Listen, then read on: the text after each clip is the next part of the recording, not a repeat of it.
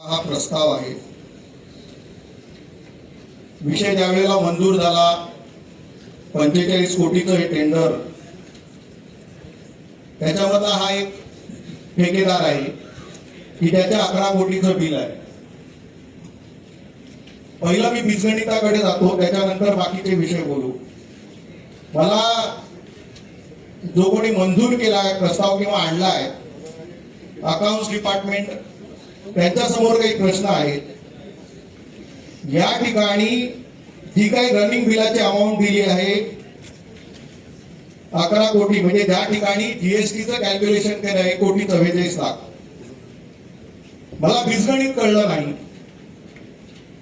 ही सगळी bill amount आहे ही ज्या वेळेला दोन पार्ट मध्ये, एक 12% आणि एक 18%, म्हणजे 1 जुलै 2017 ते साधारणतः 22 पर्यंत 12% आणि त्याच्यानंतर 18%।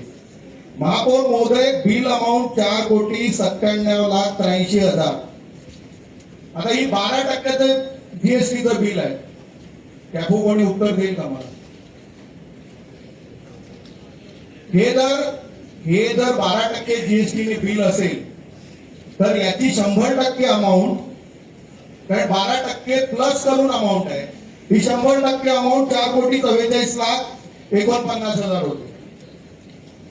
याच्यामध्ये 5% व्हॅट जो आहे हो ऑलरेडी त्या डीएसआर मध्ये इन्क्लूड आहे। यांनी आपल्याकडे वाढीव 60% मागितलंय।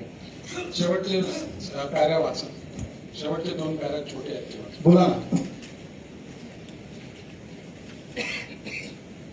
हा वाचले ना, ते वाचल्यानंतरच त्याच्या पुढे पूर्ण नाही, हेच ना की प्रचलित जीएसटी नुसार ना सदर प्रकरणात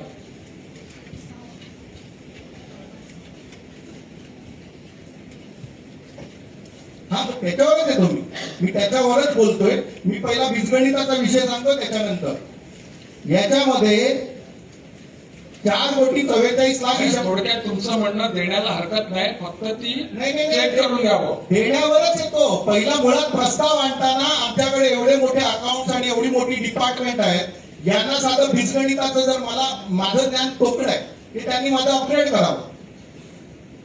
4,97,83,000 ही अमाऊंट 12% जीएसटी पकडून असेल तर ती 112% पकडू, आणि त्याच्यावरती 4,44,00,000 ही बेस अमाऊंट आहे। मग 4,44,00,000 5% व्हॅट आहे, जो ऍडिशनल आपल्याला द्यायचा नाहीये। ऍडिशनल द्यायचा आहे 60%। मग ती 60% अमाऊंट होती 31,11,000। या लोकांनी इकडे 56,89,000 दिलेली आहे।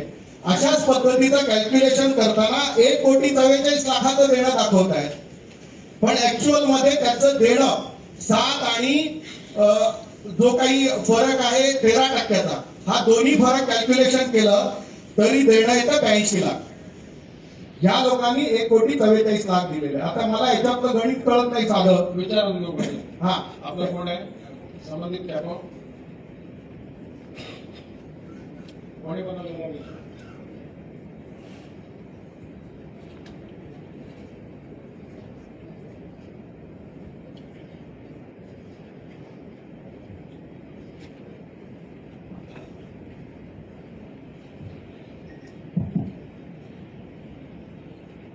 सामान्य महापौर साहेबांच्या परवानगीने बोलतो। तर याच्यामध्ये ज्या रकमा आहेत विभागाने दाखवली आहे, तर ते पुन्हा एकदा तपासण्याची गरज आहे। रकमामध्ये फरक लागतो व्हायचा। आता महापौर महोदय, तर सर हे विवरणपत्र सुधारित करण्याची आवश्यकता आहे। सुधारित विवरणपत्र, ओके, आता मी बोलू। महापौर महोदय, कोणी तुम्ही हे बनवलेलं आहे का? त्याचे विभागाने बनवले। बोल, त्यांना बोला ना, आपण उत्तर घेऊ ना। तुम्ही पण थांबा।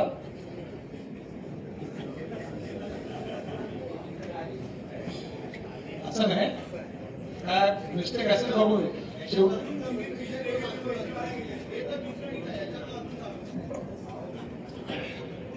सर, याच्यामध्ये आता पहिलं बिल जे 4,97,00,000 झालेलं आहे, त्याच्यामध्ये आम्ही व्हॅट हा मायनस केलेला आहे, जो 5% व्हॅट आहे तो मायनस केलेला आहे. जो जीएसटीचा आहे का ना, नाही साहेब एक मला सांगा. नाही, मला हे 112% आहे का एवढंच विचारायचं. नाही त्यांना त्यांचं काय म्हणणं आहे ते ऐकून तर घ्या. व्हॅट 5% बिलातून आम्ही वजा करून जी रक्कम येते त्याच्यावर जीएसटी 12% किंवा 18% असा दिलेला आहे. आता एक तुम्हाला सांगतो साहेब, 5% व्हॅट हा ऍज इट इज ज्या वेळेला जीएसटी आला, तुम्ही कुठल्या अर्थाने व्हॅट मागे मायनस केलं? जीएसटी आल्यानंतर व्हॅट संपला ना, त्याचं बिलिंग जीएसटी मध्ये झालं 12%. तुम्ही व्हॅट कुठून मायनस केला? तुम्ही बेकायदेशीर काम केलं का? जीएसटी ऍप्लिकेबल झाल्यानंतर व्हॅट विषय संपला, सगळे विषय संपले, तुम्ही व्हॅट कुठून मायनस केला? सरसकट त्याला 12% व्हॅट रिप्लेस कशाने केला? व्हॅटला रिप्लेस झाला जीएसटी. अहो साहेब मी तेच म्हणतोय, हे 12% म्हणजे 112% बिल झालं, 100 रुपये आणि 12 रुपये जीएसटी, 112 रुपये बरोबर ना. मग 112 रुपये आम्ही दिले, 100 रुपयामध्ये माझा व्हॅट पण आहे, वेगळा द्यायचा नाहीये. मग 100 रुपयावरती मी 7 रुपये द्यायचे की परत 12 रुपये द्यायचे? त्यामुळे तुम्ही जो 4,97,00,000 सांगताय ना, हे 112% आहे. 100 रुपये 100%मध्ये माझा व्हॅट पण इन्क्लूड आहे, मला जीएसटी वेगळा द्यायचा आहे 12%. मग तुम्ही याच्यामध्ये जे काही कॅल्क्युलेशन केलं आहे तेच मला कळत आहे. तुम्ही समजावून सांगा, बिजनेस समजावून सांगा. बाकीचं 100 रुपयाचं बिल असेल तर त्याच्यात 5% व्हॅट इन्क्लूड होता, मग आम्ही 95चं केलं आणि 95 जीएसटी केला. हो साहेब मला तेच म्हणायचंय, तुम्ही परत कन्फ्युज करता. व्हॅट कसा मायनस करू शकता जीएसटी रेजिम मध्ये? तो मायनस करून व्हॅट केला कुठे? तुम्ही भरला का व्हॅट? कशा पद्धतीनं बिलिंग होत आहे साहेब? जीएसटी 1 जुलै 2017 मध्ये जीएसटी लागू झाला, व्हॅट हा विषय संपला, तुमचा सर्व्हिस टॅक्स संपला, एक्साइज संपली, एलबीटी संपला, सगळं संपलं ना. त्याच्यानंतर तुम्ही 5 कुठल्या अर्थाने मायनस केले, कशा पद्धतीचा? आणि हे 5 मायनस केल्यानंतर सुद्धा हे आकडे जुळत नाही. 56 लाख कुठून आले? हा आकडा जुळत नाही. आता महापौर महोदय पुढे तुम्हाला सांगतो. तर मी आता पूर्ण बोलतो, मग तुम्ही काय क्लॅरिफिकेशन द्यायचं ते द्या महापौर महोदय. महापौर महोदय हा डीएसआर जो रेट आहे, माझं काय चुकत असेल तर कोणी करेक्ट करावं. डीएसआर रेट हा त्याचं मटेरियल, त्याच्यावरचा व्हॅट 5%, त्याच्यानंतर साधारणतः जे पीव्ही आपले जे पाईप आहेत, सिमेंट पाईप असतील, सिमेंट असेल, जे जे काही मटेरियल आहे, साधारणतः 12.5% एक्साइज आहे. त्याच्यानंतर 2% एलबीटी आपण पकडू, हे साधारणतः 17.5-19%, 19.5% होतात.